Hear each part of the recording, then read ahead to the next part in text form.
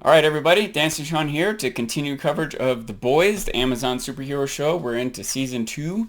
I'm going to cover episodes 2 and 3 here. This first episode, the big happenings were Girls Get It Done. A little more elaboration on our new character Stormfront. We also see the return of A-Train. The last we saw him, he had a heart attack and was on life support or something. And we are also going to see Homelander interacting more with his son. That was another big reveal right at the end of the last season. And the boys are anti-7 group here, headed by Huey and the Butcher. They're going to find this super terrorist, Kenji, and they're going to discover it turns out to be Kimiko's brother. The plot thickens, right? Okay, so we start off in the boys' hideout. Butcher is flashing back to that moment when he was seeing Homelander had brought him to Becca, his wife that he thought was dead, and her son, who is Homelander's son. So this is really tough for him to swallow, and he's just trying to piece together that memory. Where was that? How did that happen? In the meantime, we see Kimiko trying to express the word boy. She's trying to communicate with Frenchie or anyone that'll listen, I suppose. And we see Huey challenge Butcher. We see Huey kind of call out that Butcher abandoned them, that he hasn't been the best leader or a good leader at all. Huey maybe isn't the right one to be the leader, but neither is Butcher. Butcher takes off to see Mallory. Mallory is his connection formerly with the FBI. We know that some tragedy happened with Lamplighter, one of the 7, and her grandkids. She has had some sort of vengeance quest that she's gotten Butcher caught up with. And we see Butcher here at the funeral doing what he does over and over again, using revenge as a motivating factor. It's the thing that motivates him, and he just keeps assuming it's going to motivate other people. It's how he drew Billy or Huey into all of this, and he's now using on Mallory. This is the funeral, by the way, for Susan. She was the CIA contact that Butcher had, who got killed as she was trying to convey them information about all the pieces to Vault and the terrorists and Compound V together. So this was at the funeral, some neat little clues they planted in a conversation in the past. Butcher had said to, or maybe it was Mallory, said something to Butcher. The two of them made some comment about having an edible arrangement at the funeral, and at Susan's funeral there is one that kind of tips off Mallory that he's there. And in another reveal with Kimiko's brother being the supervillain, or the super terrorist, or whatever the proper term is. If you don't want to make Homelander angry, you better say super terrorist, or super villain, not terrorist. But that was a subtle clue I think they had in there, that she found that piece of origami, and we had seen one of the flashbacks that he was doing that. And I wish that they had kind of left this edible arrangement thing as something for us to pick up on rather than just telling it to us. But whatever. Little details like that I like, and I like it better when they don't just make sure we know every detail they put in there. I like to be able to pick up on it on my own. But so another going on here is I wanted to say that with Homelander and Becca, we see him trying to be a father. Seems like he's legitimately trying to be a father, and he might not be very good at it. He never had a dad. He had a very unusual upbringing. He's probably never really had a friend or a person that he could trust. Even people maybe he thought he could trust, he came to find that he couldn't. But he seems to be at least trying to be a father here. And it's also important to him that his son be a superhero, be like him, you know. And the boy just seems kind of normal, which is what the mom, Becca, wants. And it's an interesting parallel to what we saw in the past with Annie, aka Starlight. Her mom, Donna, wanted her to be popular, famous, powerful. You know, she apparently even was in cahoots in Vault to set this up. And, you know, you get the idea that even if there weren't superpowers in her world, that her mom still would have pushed her to be in beauty pageants or to whatever it is. You know, her mom kind of wants her to be, I don't know what the right word here is, superior, whereas Becca wants her son to be normal. For better or worse, you could see pros and cons, different opinions in parenting. I'm sure either can go too far. You can try to hold your kid back when they want to excel if you're too worried about them being exposed to danger or pain or whatever, trying to keep things too safe and normal. But you can also see a parent pushing a kid too hard or molding the parent in what their image is rather than letting the kid be themselves. Anyway, neat little dynamic they had there. Another thing going on in the meantime is Deep's quest for understanding of himself, his role in society. We've got him mixed up with this Eagle and Carol character. Eagle is another soup, like an archer, I guess a Hawkeye equivalent in this world, and Carol seems to be sort of a therapist, although she doesn't want to take credit for that, but she seems to be mixed up with some sort of religious cult. It's a whole weird thing. They have Deep take a hallucinogenic, which, maybe there is some thought out there that hallucinogenics can be legitimate methods for helping people work through psychological issues. And this plays out in a sort of a humorous way. His gills start talking to him, and that, by the way, is Patton Oswalt's voice. And in this process, by the way, they had the music, the Goo Goo Dolls song Iris playing, the lyrics of which are, I just want you to know who I am. They did this earlier with the Deep when they had, I think it was a Journey song, and I've forgotten the exact lyric, but it was lined up perfectly with him trying to figure out what to do with his life when he's being ostracized for the Seven and facing the consequences, if not, the actual issues of his assaults on women. But the show in general, I think, is doing a great job with using music. We'll see more of it. We've seen a lot of it. I've touched on it a couple times, but there were a couple moments in these couple episodes that were just too perfect. Let's see. Now, in the meantime, we've got those characters kind of doing their own thing, but the Seven is promoting this new woman on the team, Stormfront, as the first time there's ever been 3 women, and they're making a big deal about it. They've got a girls get it done sort of theme that they're pushing, and Starlight's got doing all these promos, all these prepared lines. She's trying to play her role. Maeve ditches this. She has to go see what's up with Elena. She gets a call. Elena's in a hospital, and this is an interesting turn of events because we heard Maeve tell Starlight that people are your weakness and you need to shed them. And we've also seen that maybe reputations are the weakness, but you got to wonder if Maeve is going to have this weakness taken advantage of at some point.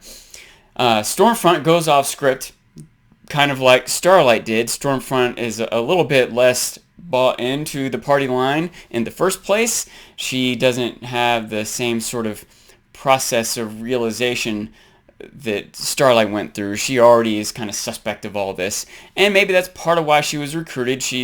Can maybe be the genuine one, and she's kind of in touch with the average person. I think she might be more trouble than the Seven or Edgar or whoever counted on in the first place.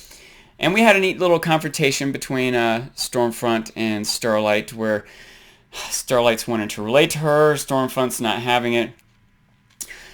Gecko, the character that can regrow himself, that had some position that allowed him to get to Compound V, delivers that to Starlight, and kind of a public way, and she's kind of put on the spot because A-Train shows up, and Starlight doesn't even know if or what A-Train remembers or what he's told anyone, and he thought he saw her pocket something, and so there's a lot of tension they get out of this.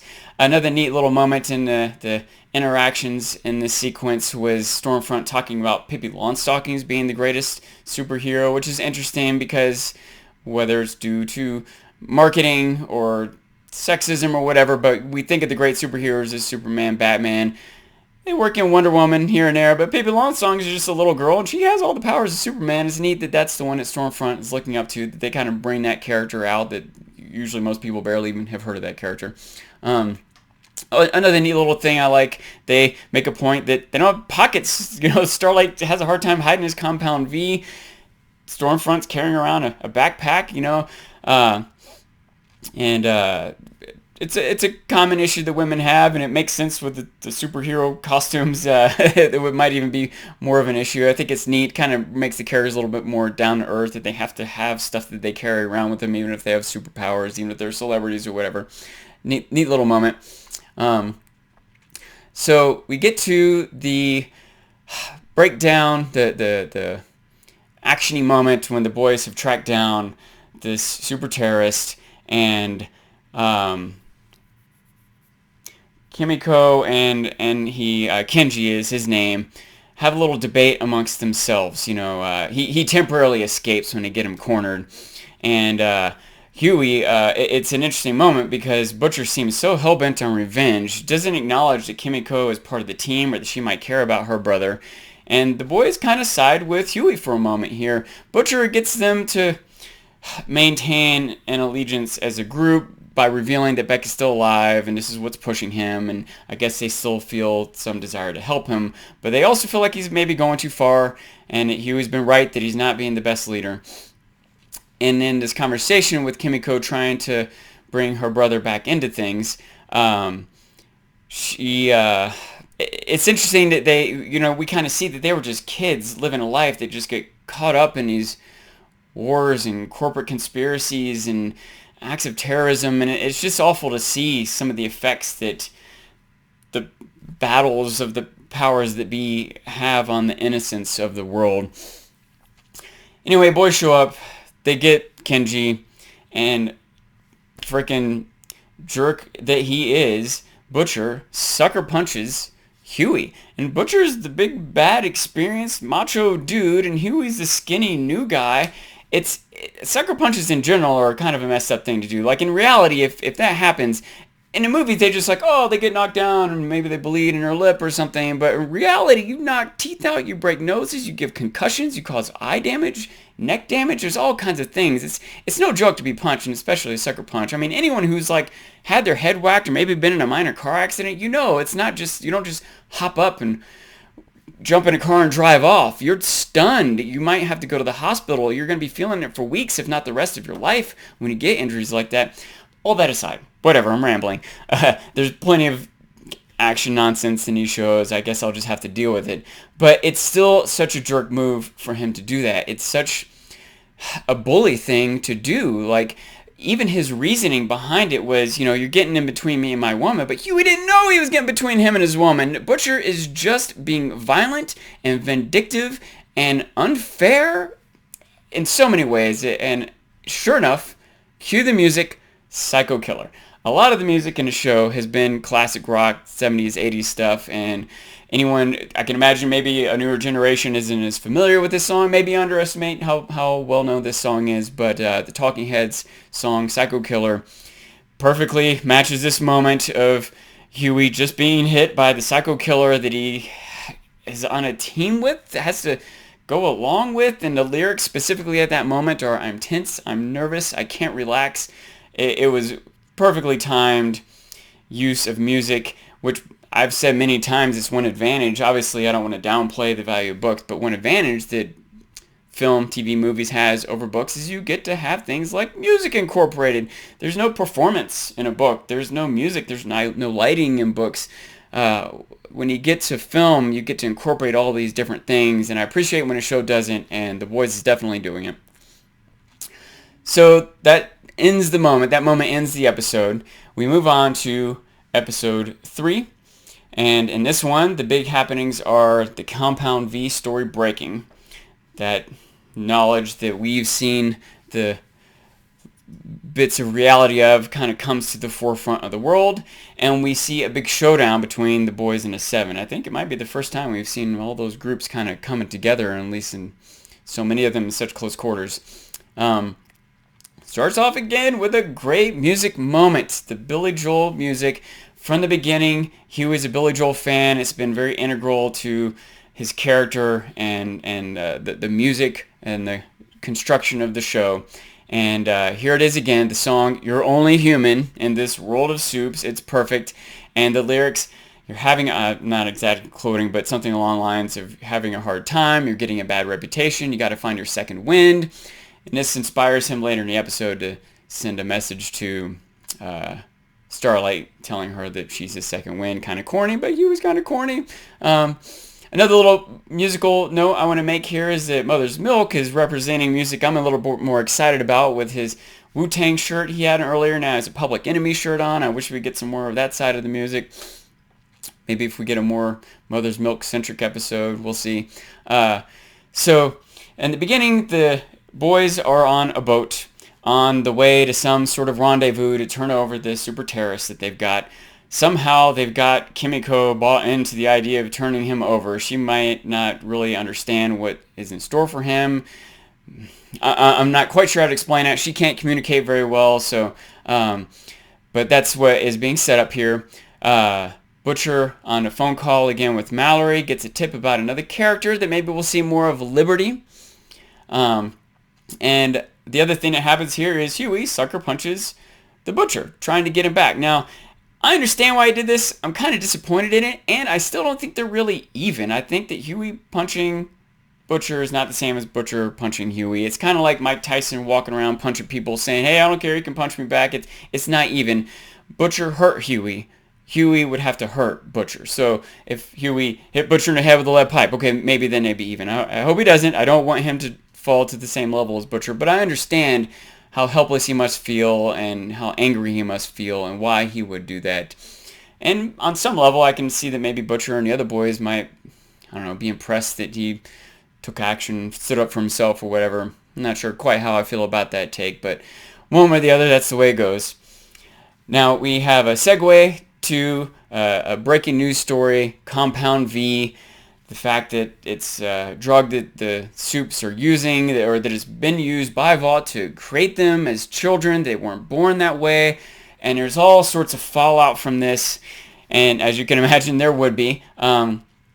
We see a lot of different characters' perspectives.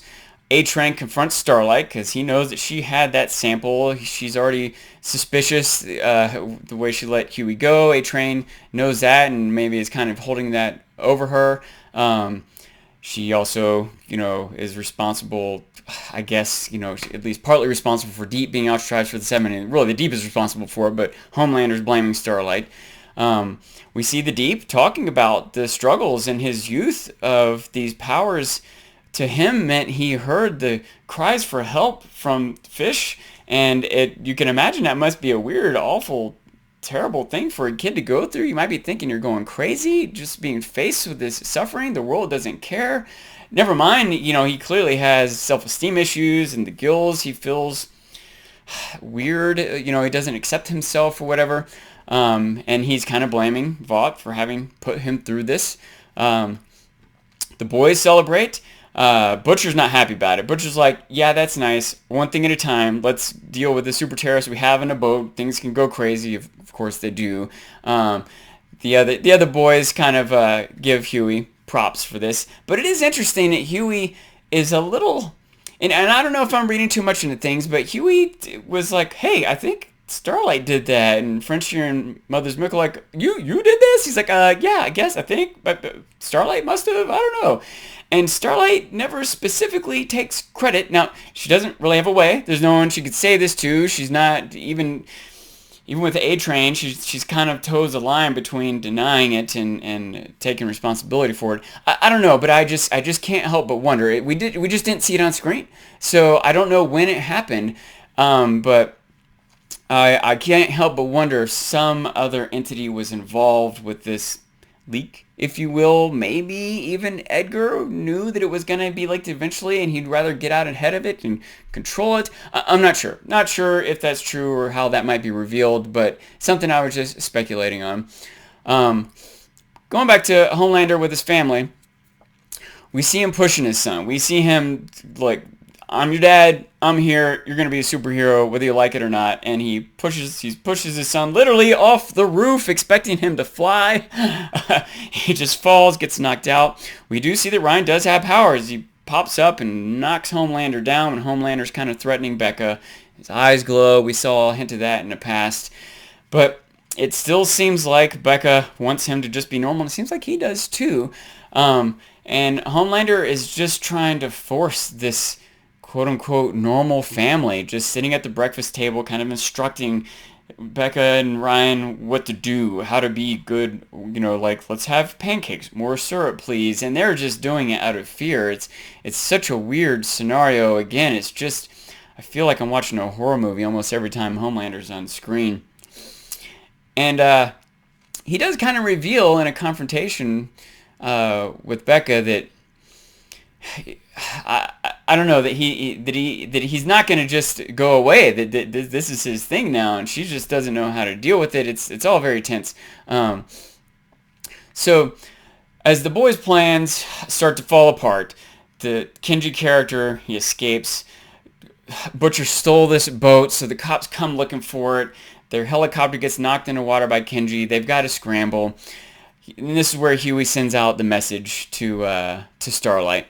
And in the meantime, we see Vault scrambling, and all these PR VPs, lawyers, trying to figure out what are we going to tell the press, how do we spin this, how do we get in front of it. Edgar just seems cool. He seems almost unfazed by all of this. Adds a little bit to my suspicions that maybe he had something to do with it, or maybe at least had a contingency plan. He maybe knew it was inevitable eventually. But in this moment, by the way, the segue, we see on the news report, we see Congressman Newman. This is, I'm pretty sure, at least the second time we've seen this character on a TV news report, and I wonder if they'll become more central somehow.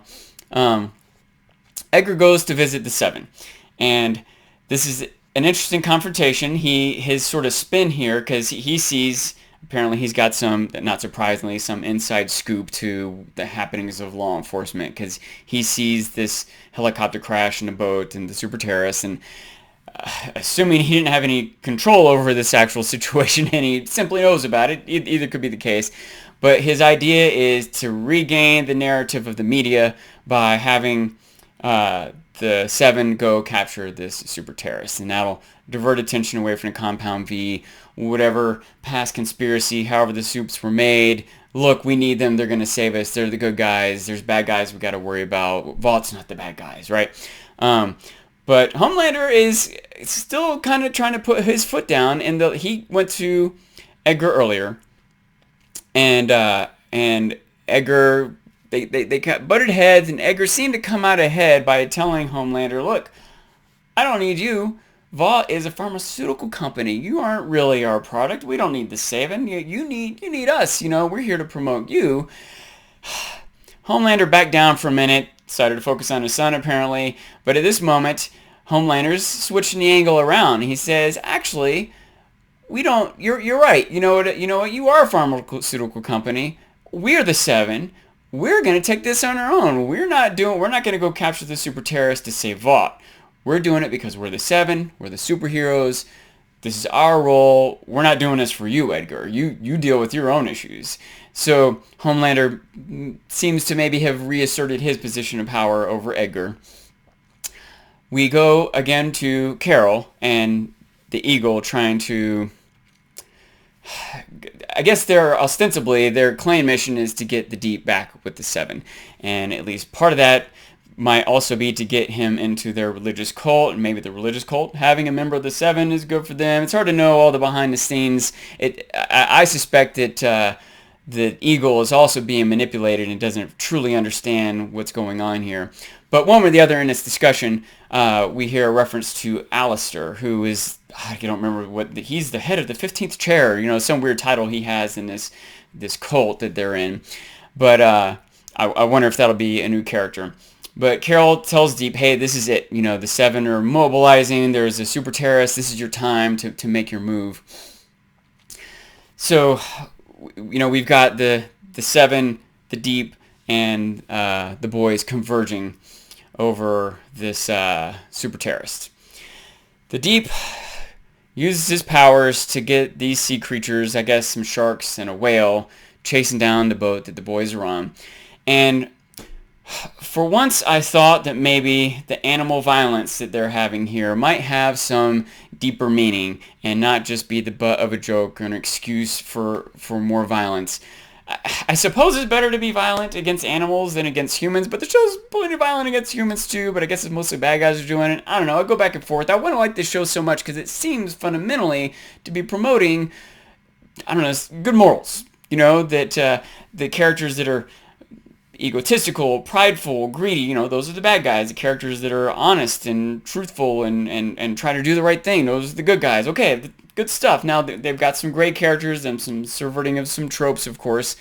But why does the show has to know they're subverting a trope in order to make the bad guy get some good characters and characteristics and the good guys get the bad, they have to have some understanding.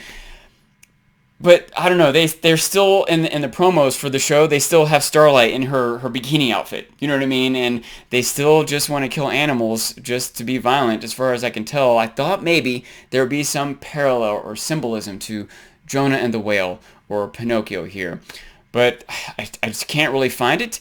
With Jonah and the Whale, the story is that God tells Jonah to go to Nineveh to warn the people, hey, you're being evil, you need to repent or I'm going to destroy you all. Jonah is awestruck with the presence of God and flees to Tarshish, some city, and he's on a boat, and the boat's being plagued with storms, and is determined that it's God trying to punish Jonah for not obeying him. Jonah's cast overboard, the boat's saved, the storms stop, he's swallowed by a whale. In the whale, he decides, I should have obeyed God, I need to repent, and so then a whale throws him up, and he goes to tell Nineveh. Who's Jonah in this story? Huey seems like he's already trying to do the Butcher. Is Butcher even trying to do the right thing? Maybe the Deep?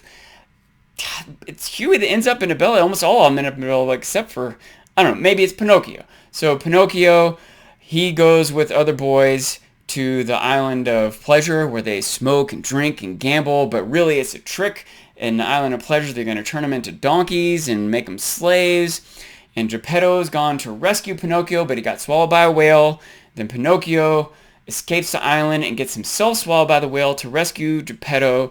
So is the Deep trying to rescue the boys from Pleasure Island? Is that why does the whale didn't die in either of those other scenarios? By the way, no fish or whale or anything could swallow any human. It's just not possible. Their esophaguses aren't. They eat plankton. It's just... Anyway, I'm rambling a bit. I guess probably because I was trying to find some meaning there and it's not there, so I just end up rambling. Whatever.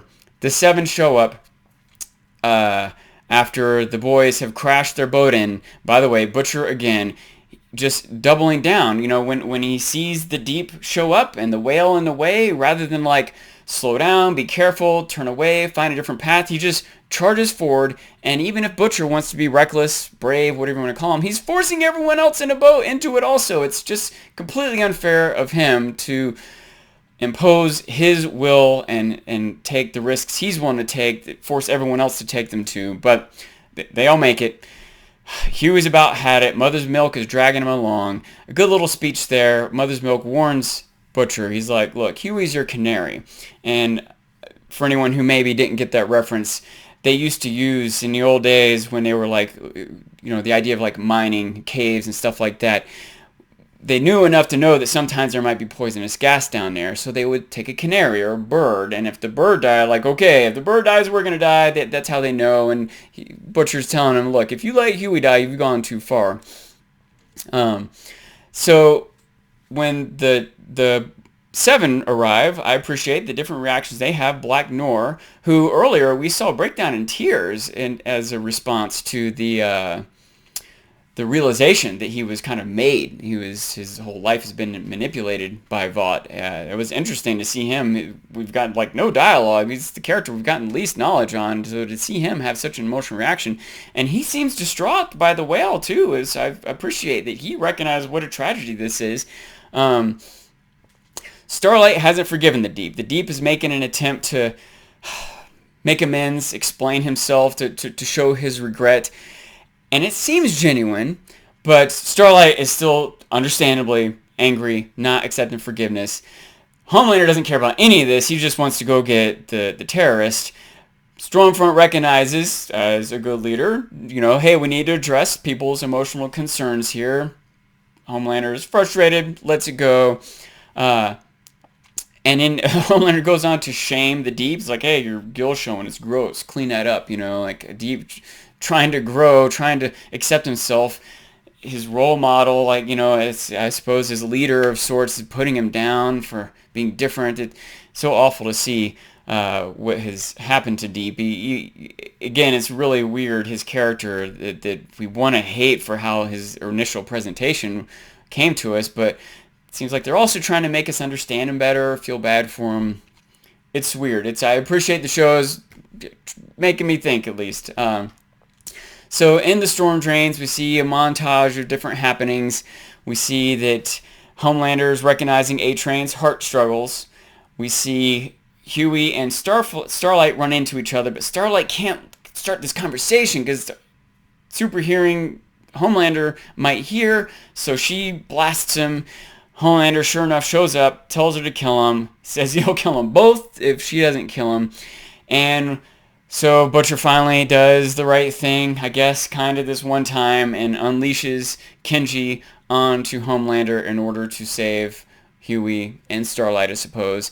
And Kenji's powers seem kind of like Magneto. That's what he kind of reminds me of. He so far just seems to be able to like move stuff around. Maybe it's metal. Doesn't seem to be able to manipulate just a person. I think even Magneto could like use the iron in your body. I don't want to get too into details of superhero stuff because I'll start to be frustrated at how much nonsense it is. But one way or the other, it's enough that he can like temporarily incapacitate Homelander. This leads to a chase in the streets, and we see Stormfront just smashing through. She just has no care for property or life, it seems. She's just killing anyone that's in her path. Maybe not just anyone, by the way. Minorities in her path. Maybe just a coincidence, but it gets reinforced a little bit when she catches up to Kenji and viciously, violently kills him in front of Kimiko. So of course this is going to send her as much of a mission of revenge as all the other characters that we have seeking revenge right now. And also calls him a racial slur. And so thinking about that, Homelander has also used a racial slur one time when he was talking to Edgar. He scoffed at the idea of his son learning Spanish. Kind of wonder, he was just completely intolerant of having a disabled character on the Seven. So he seems, I don't know, in line with supremacists himself. Maybe that'll end up being a bonding point between Homelander and Stormfront. That's kind of scary and creepy to think about, but the two of them right now are certainly at odds with each other. And the fallout from this, we get this photo op where Edgar, sure enough, is exactly what he wanted. And he's like, hey, we didn't know about Compound V, but look, we saved you from the super terrorists. And Stormfront is eating up the limelight, and in the background, Homelander is just seething. He just can't stand how this is playing out. He's so angry, and certainly he's going to take some action. It'll be interesting to see how he can maintain his position, get revenge, keep his cool, whatever it is he needs to do. Lots of storylines to play out, lots of unfolding. We'll see how it goes down in the next couple episodes. Until then, please subscribe to my channel, Dancing Sean at YouTube, and also follow me on Twitter, Dancing Sean on Twitter as well. Thank you very much.